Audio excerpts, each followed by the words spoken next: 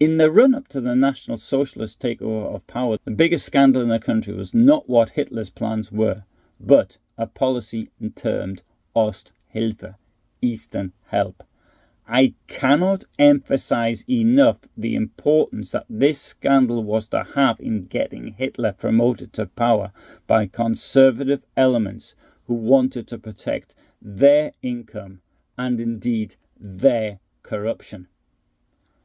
With the Industrial Revolution and the growth of better opportunities in cities, people left the countryside. This happened everywhere.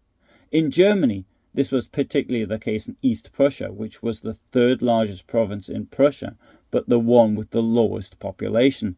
By the time the Nazis came to power, the population density was only half as dense as the Reich average.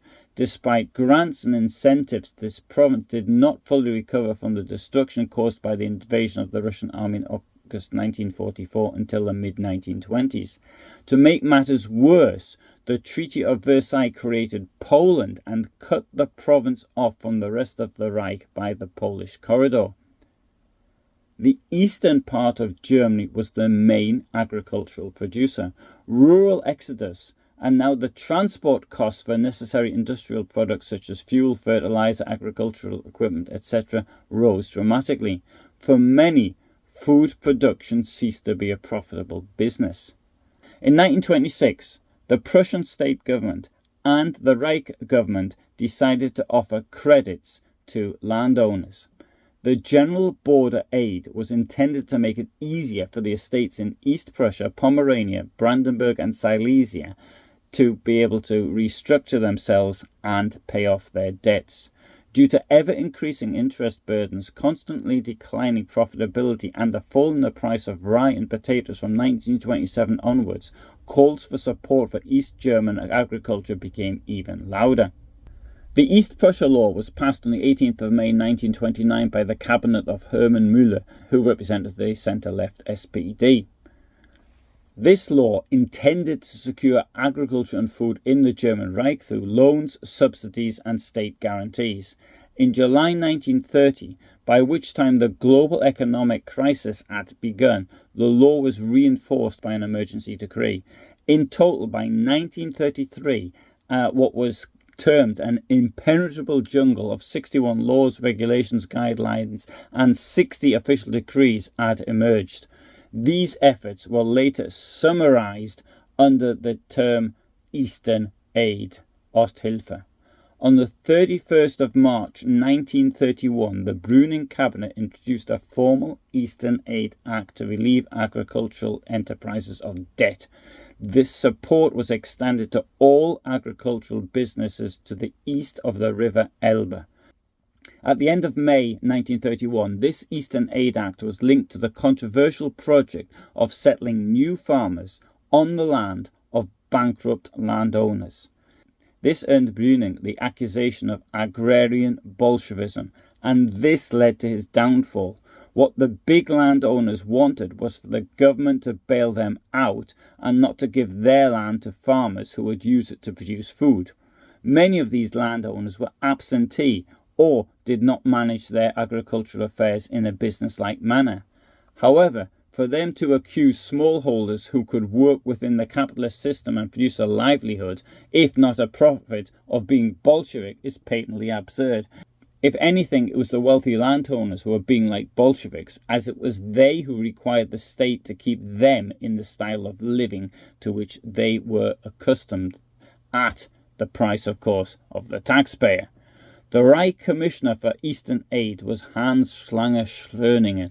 His deputy Kurt Waxman played a key role in the development and design of Eastern Aid.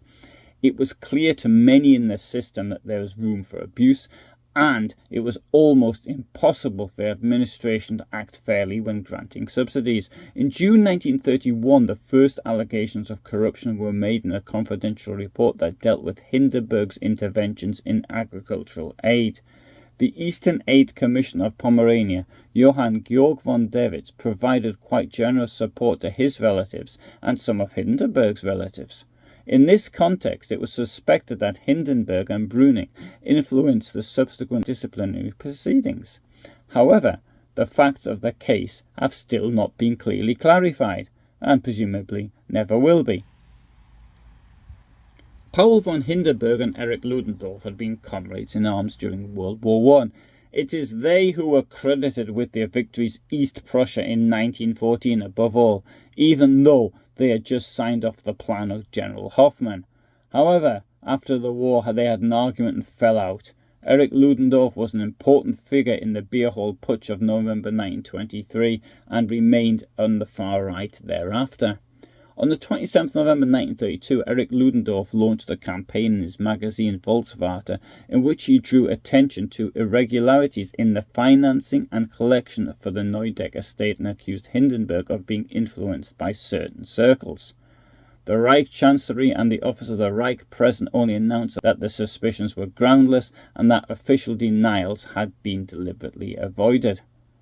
Erlad von Oldenburg-Janoschau, Hindenburg's neighbour and friend, responded to the accusations with an open letter to the Kreuz Zeitung. This was then discussed in all major newspapers in the following days. The affair escalated into the Neudeck tax affair. Who actually paid for the gift tax?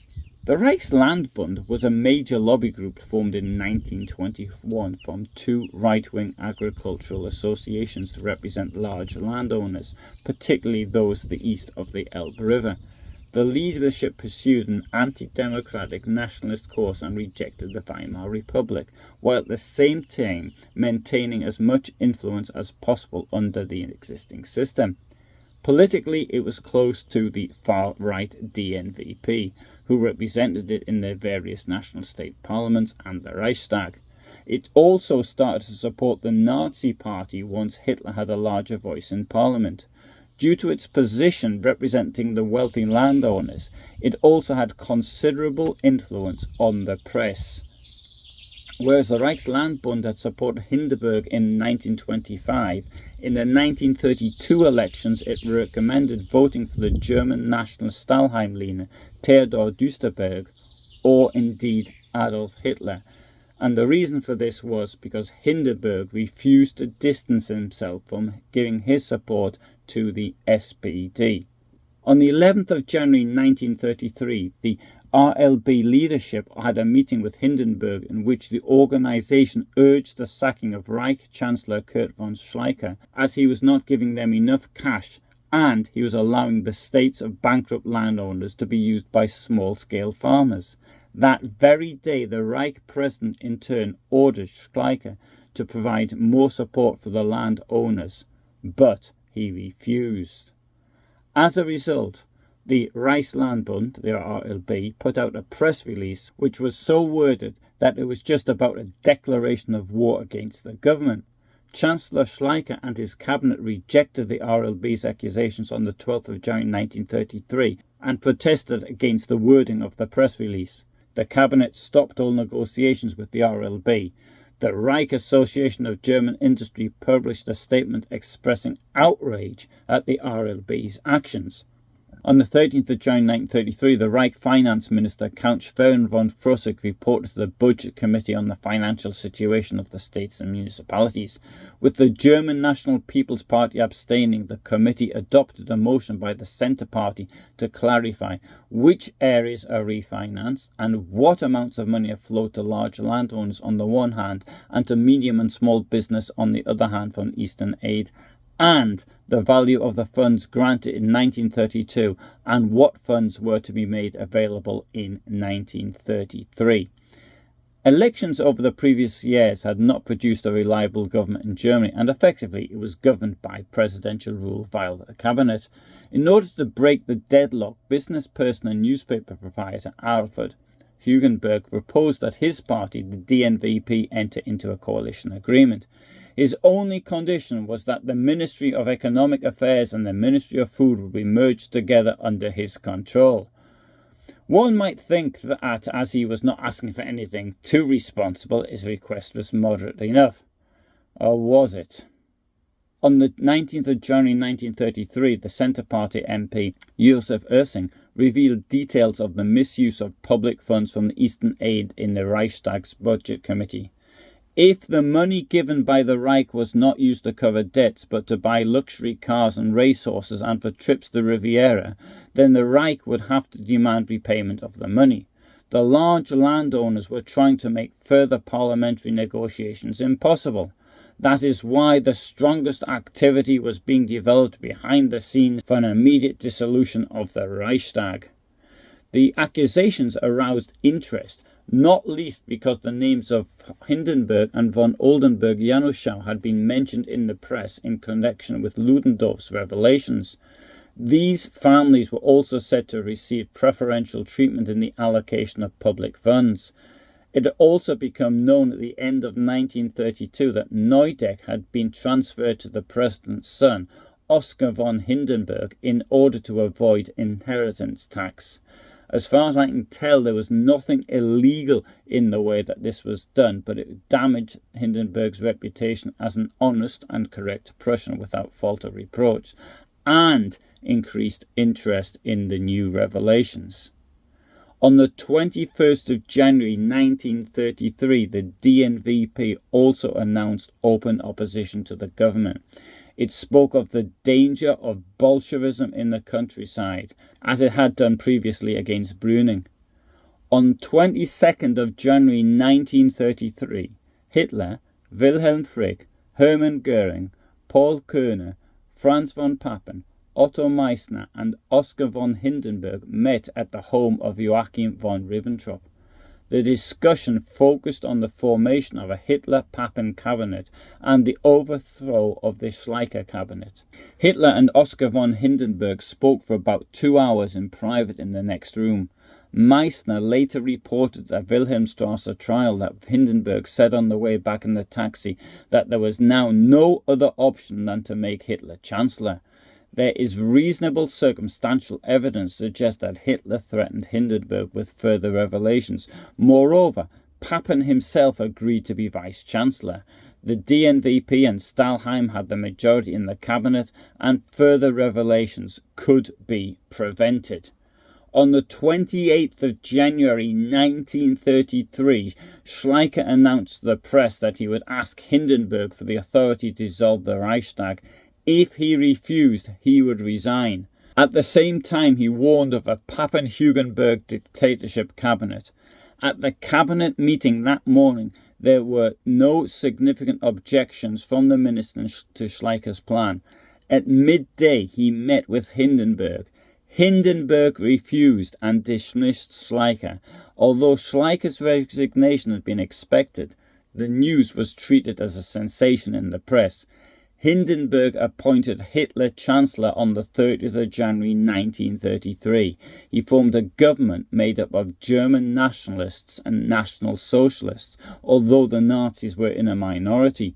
Hugenberg became Reich Minister for Economics and Food, and in this role also Commissioner for Aid to the East.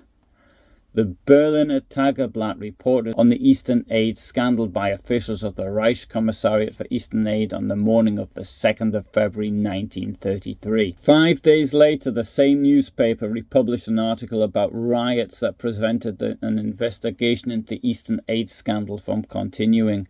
Under the title The Eastern Aid Swamp, the Social Democratic newspaper Vorwärts reported on the 25th of February 1933 that the Berlin police chief had forbidden the SPD representative, Kurt Heinig, from publishing a brochure as a reporter for the investigative committee on the Eastern Aid scandal because of alleged threats to public order. The Reichstag fire decree allowed the Nazis to arrest members of the opposition. This in turn led to an unfree election which gave them and the DNVP a majority. This in turn led to the Enabling Act, which was passed in the Reichstag on the 23rd of March 1933. As a result, Hitler was able to shut down through the use of force and terror any complaints about Eastern Aid. The Investigative Committee on Eastern Aid completed its work on the 3rd of May 1933, and what a surprise, it found no irregularities in its final report, including those with Adolf Hitler once he was Chancellor.